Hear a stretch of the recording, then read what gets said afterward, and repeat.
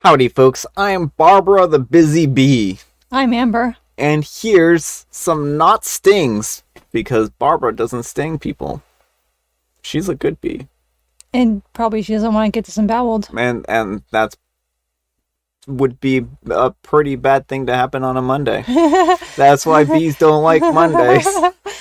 Alright, folks, our first letter is titled, Am I a Jerk for Changing the Terms of the Bet After My Son Bent the Rules? I am a 62-year-old male, and my son is a 21-year-old male, and is graduating this spring. And we were discussing work and job opportunities. Now, he has secured an offer already for the company that I work for, which offered a really good starting salary, far above what the market was offering. The thing is this, and I've told my son this, I worry that he only got the job due to his connection with me, and because he's a good interviewer, not because he actually deserves it. For context, he just really doesn't seem super excited about work. He wore PJs to the job interview just because they were virtual, and he brushed off the company or ignored any advice that I have about straightening his hair or buzzing it since it's nappy and his employers might want the applicants who take care of their appearance. Well, so a few weeks go by and we were discussing his options, and he said that he wasn't sure that he wanted to take the job and he wanted to keep his options open. Well, this really made me frustrated, so I told him to be realistic and that this was the best offer that he was going to get. He looked like he disagreed, so I said to him, okay, well, if you can find a job that pays better, I'll give you $1,000. Mostly as a joke, he said, then pay up, and went on to say that the company that he currently works for offered him a full-time position that supposedly pays more. Well, first of all, I find this really hard to believe because his current salary would only be around $40,000 if it was a full-time gig. Second of all, I feel like it doesn't really count since he already works there. So I restated my initial bet and said it had to be a new job, and he said, okay. A week or so went by, and he left another job offer on my bed for a job about $10,000 higher. But this job is located across the country, so I feel like that's a result of cost of living more than anything. And I told him as such, and he rolled his eyes and went, okay. Well, today he left a different job offer on my table for a job that pays about $5,000 higher, located here where we live. But to be 100% fair, if you take taxes into account, then it would pay less than the other job. Honestly, I feel like this is getting out of hand. I just wanted him to appreciate the offer that he had, not go and look for other jobs halfway across the country. I was complaining about this to my wife when she burst out laughing and said that I owe him $1,000 plus extra for being a jerk. This really made me mad. And honestly, so I figured I would get a second opinion here. Am I the jerk? All right, folks, what do you think? Jerk or not the jerk? Yes, you're the jerk. You've been underselling your son at every corner. And when it turns out that he's actually worth more than you valued him for, you're like, but I'm going to do some weird math in my head about some kind of like, I don't understand how taxes work, so we'll just throw taxes into there and be like, this doesn't count. You know, his whole tax excuse is really bizarre, given that he's not going to pay an extra $5,000 on taxes because he's earning $5,000 more. Like, that doesn't even make any sense. Taxes are a progressive scale, so it seems really bizarre that he would think that this is going to cost him more money. Yeah, I just think people don't understand how taxes work, so he's like, I'll just throw taxes in there. Like, there's got to be some reason why this doesn't work. He wants a way out of the bet because he doesn't want to admit that he was wrong. Yeah, and the thing is, it seems like what you were saying is he undervalues his son and doesn't really appreciate how good of an employee his son is, because the companies wouldn't be offering him this kind of money if he was not a good employee or a good pick.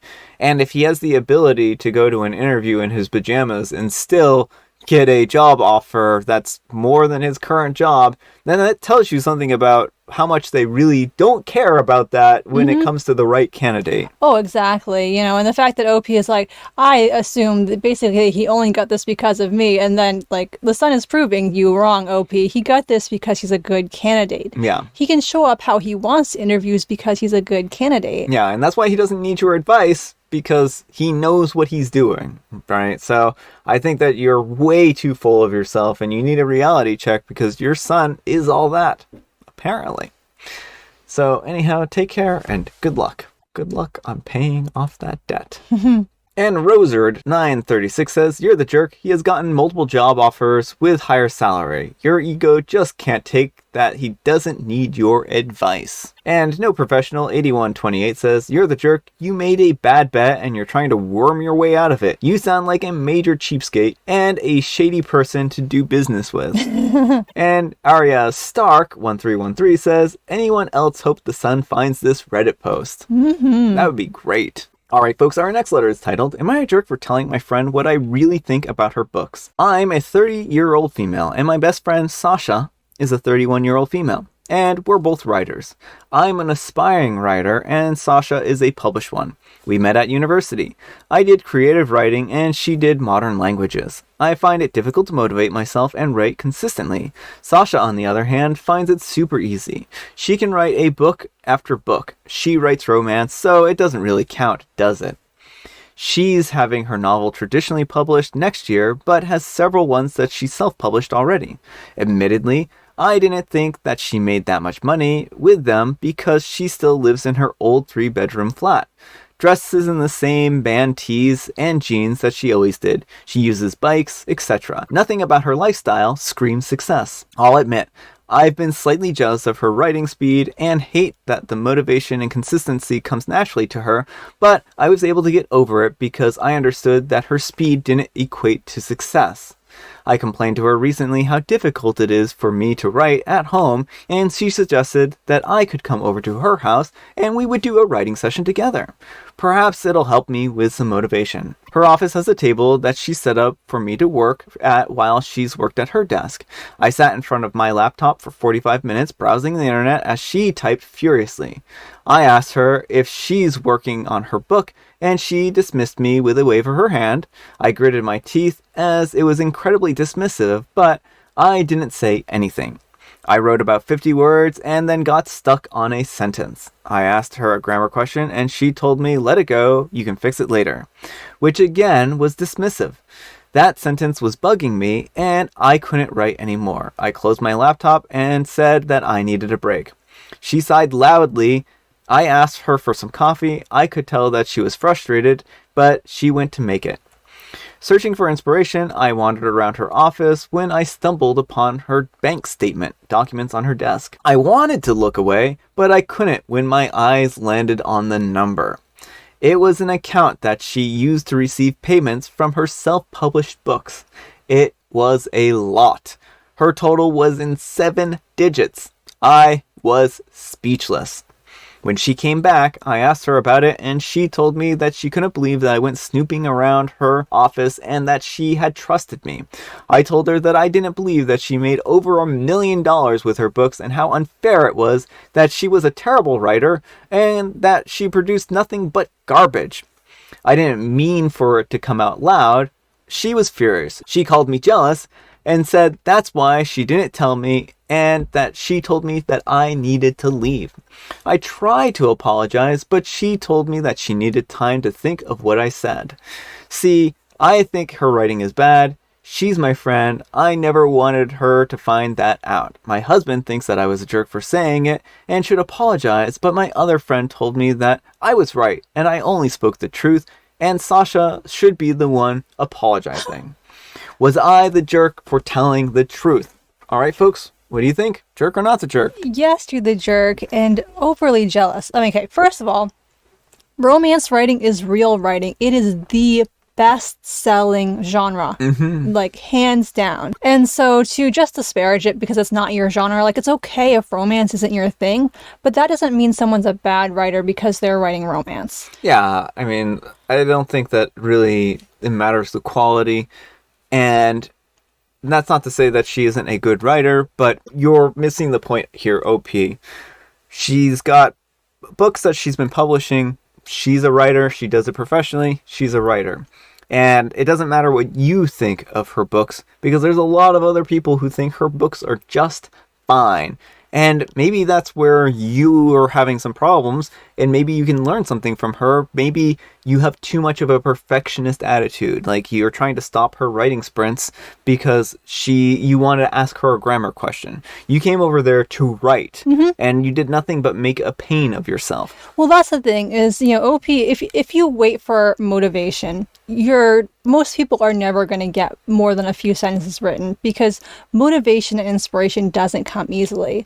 The way to be a successful writer is to sit down at your desk and write even when it's hard, even when the sentences are ugly. And if grammar issues really bother you, you can put it in an app like Grammarly, so you can correct your grammar as you go. But a quote from Nora Roberts that I love is, "The only thing you can't fix in editing is the blank page."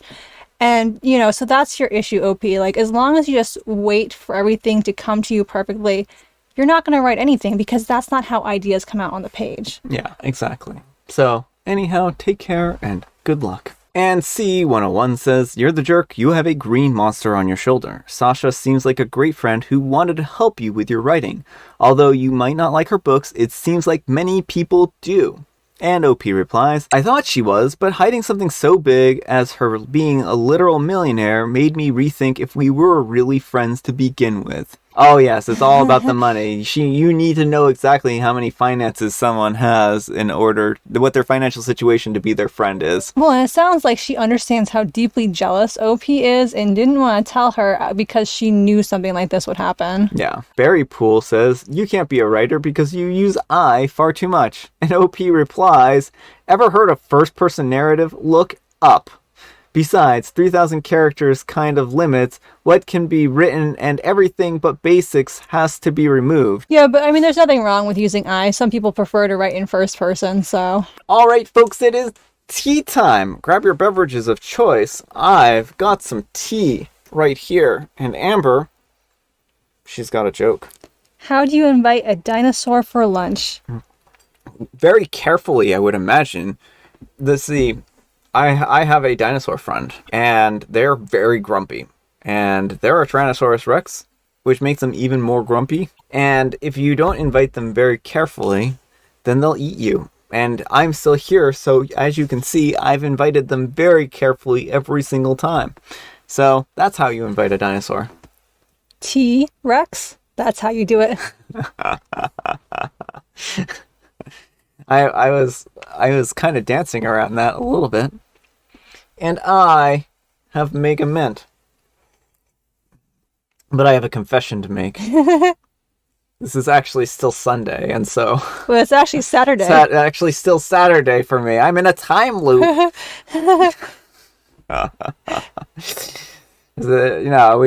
We have some things going on this week, so we're trying to get a little bit ahead this week. So we got a couple stories in reserve. We're like, these ones are good stories. We'll read them. All right, folks, that's all the time we have for today. Thank you so much for watching. Amber, we need some kind of moral guidance.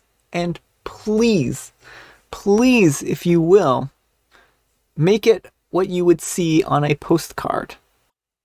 Well, I mean, you can see quotes on postcards, so I'm going to go back to what I said earlier.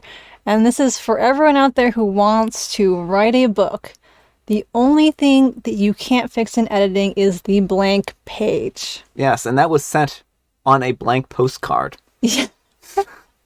Thanks so much for watching, and we will see you all tomorrow. Bye.